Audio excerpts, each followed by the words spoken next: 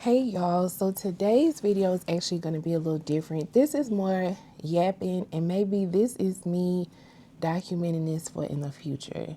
So as some of you may know, if you are familiar with my page and my content, earlier this year I posted a video as a campaign to be chosen in BRBF's class of 27. And a few weeks ago I posted a fake audition tape to be chosen for a house party in 2027. And so today I just wanted to yap and talk about what led me to creating and posting those videos.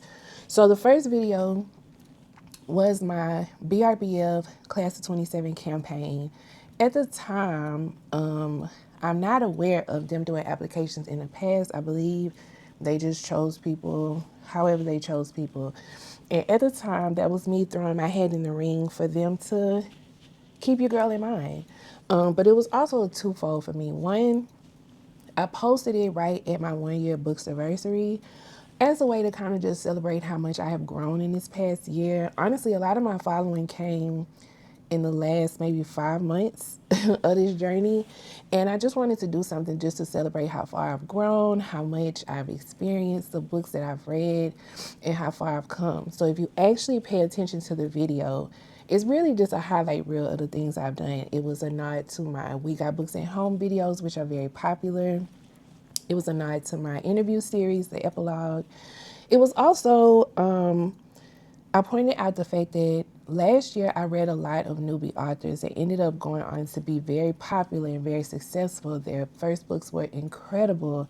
And I kind of gave myself a little kudos for that. I was with them shooting at the gym from the very beginning. And I wanted to highlight that. So honestly, for me, it was just my highlight reel, just being proud of myself for trying something new. It really becoming something special and what I've accomplished in this short amount of time. Also, it was an accountability check for me. It's easy to say you want to accomplish something and only talk to your friends, only write it down in a journal. Now, I am big on manifesting. I do believe in manifesting. I do it quite a bit. I believe in writing it out, making it plain. I believe in speaking it, and it is so. I believe in the power of the tongue and faith of a mustard seed. So I definitely do try to manifest quite a bit, but I believe I believe you take it up a notch when you do it openly, when you put it on your platform for everybody to see. It was actually a very scary move for me. I had the video recorded it. I had it recorded and edited, and it was just sitting in my phone. I was so scared to post it. I have a group text with some of my friends who were like, girl, where is the video? What is going on? And I was scared. I didn't know how it would be received. I was worried that people may think I was like ultra serious and thinking that that would get me picked. I also was worried because I'm a little older than a lot of people in this space, and it was a parody of the movie Legally Blonde. In the movie Legally Blonde, Reese Witherspoon's character is applying to Harvard Law School. And, you know, normally when you apply to college, you have to do this essay. And she chose to do this video essay. And it's like her and her sorority sisters and the stuff she does around campus. And it's just so unserious. And I did a play on of that because I was very unserious. I was worried that a lot of people were young and would not catch the reference. Like, if you have never watched the movie, obviously what I was doing could very much go over your head because a parody only works if you understand the origin or the reference, right? So I was nervous about that. But I wanted to do something to really hold myself accountable. It's easy to say what I would like to do, what opportunities I would like to receive, but I did that to hold myself accountable and to hold my feet to the fire. Once I post a video like that, I cannot just randomly disappear, right? I cannot go 2 or 3 months without posting content after I just made that kind of statement. I have to put in the work. I have to put my money where my mouth is, right?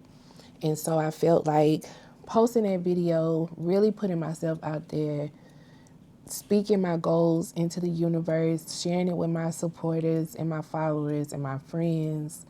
I don't know. I just wanted to do something fun. And it was fun for me. I had a lot of fun. My friends came through. We made up a lot of stuff on the spot. Although I knew exactly what I wanted to say and the highlights I wanted to include, we just had a lot of fun. We recorded it at Book Readers Venue here in Houston. Well, it's right outside of Houston and Humble, but it's the same thing to me. And I call it Bookstore my home. I was going there a lot. And she was so kind to offer up the bookstore for me to just do my own thing. I got to greet the customers all day that came in. I had a really good time. And it was just joyful. It really, even now when I look back at that video, I can't believe I did it, y'all. A lot has still happened since then. I was chosen as the host of Pots and Poets for 2027. That's very exciting.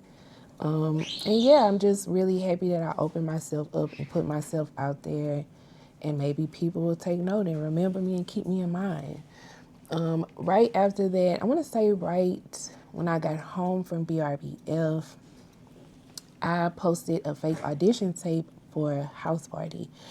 And for that one, I just felt like, actually, I did have another movie video in mind that I wanted to do as a house party video. I didn't do it because I just could not figure out how to make it work. If you want to know, I love the movie Babs so much. Like every year for Halloween, I wish I could dress up as Babs, but I don't have a homegirl that'll do it with me.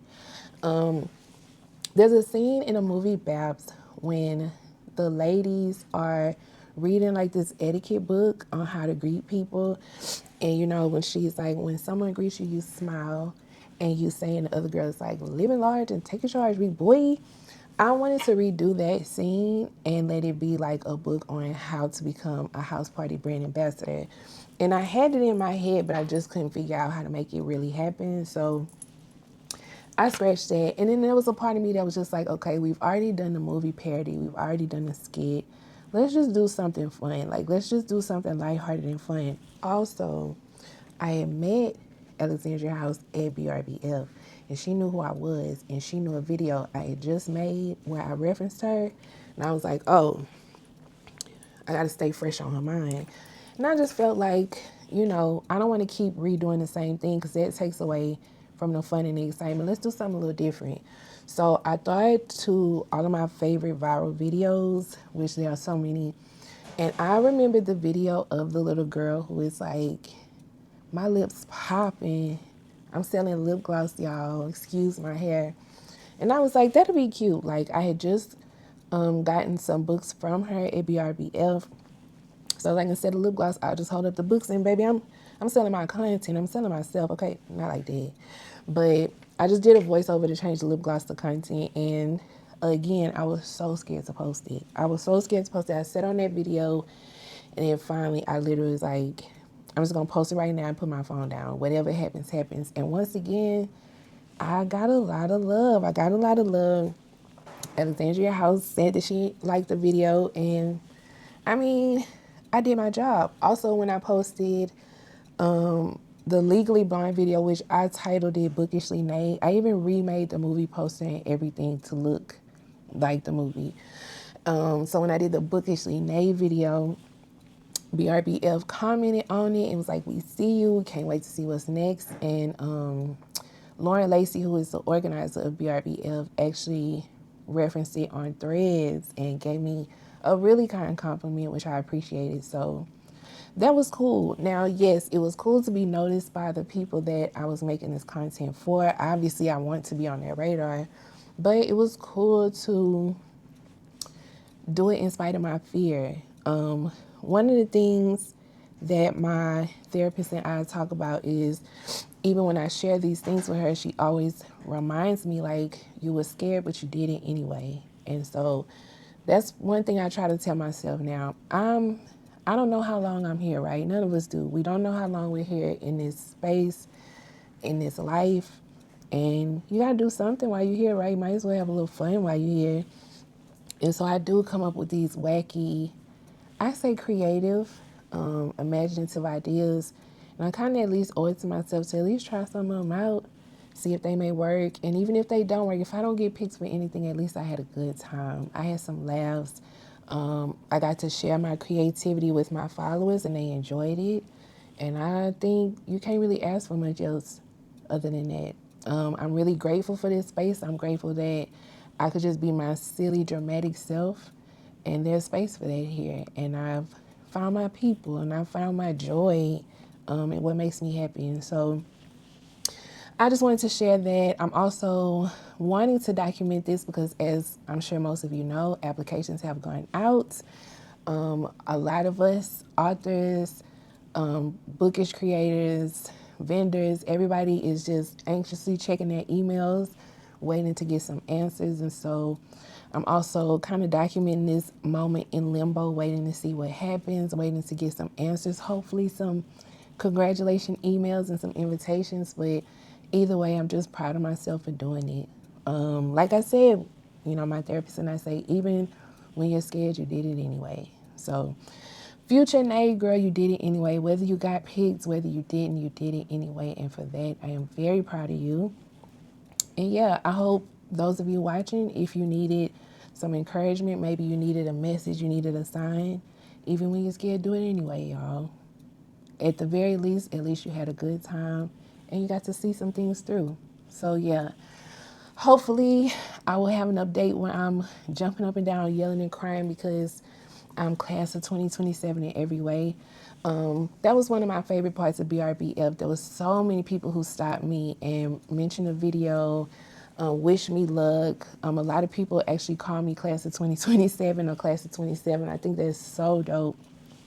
It's really dope to do something that's just a weird idea in your head and it comes out. One, I feel like my video was very cute, but two, it obviously resonated with people and gave me a new nickname in this space, and I kind of like it. I kind of like being called class of 27. It got a little ring to it, So yeah, I just wanted to share that on today, and hopefully I get to share some really good news very soon, and we can celebrate. So, all right, y'all, another one down in the 30-day challenge. And yeah, I'll be back with some more. Bye, y'all.